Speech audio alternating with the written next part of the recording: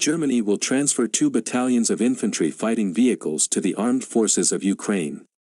NATO is preparing to transfer several hundred armored vehicles to the armed forces of Ukraine.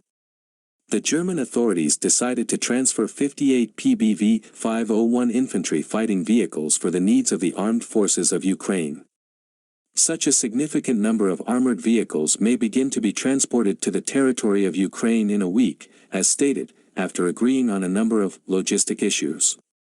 Moreover, there is a very big risk that Ukraine will also receive from the armed forces of Ukraine up to 1,500 various types of Soviet-era tanks, as announced in the United States, noting that Washington will facilitate the speedy transfer of such equipment to the armed forces of Ukraine.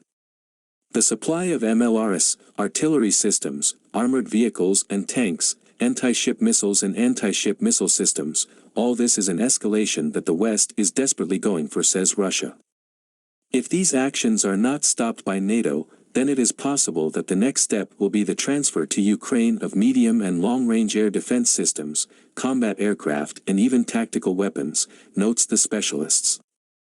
At the moment, it remains unknown which countries agreed to provide the United States with tanks for subsequent transfer to Ukraine, but, in all likelihood, we are talking about Poland, Germany and the Czech Republic, which actually have such weapons. Partly they are in the troops, and partly simply stored and not in service.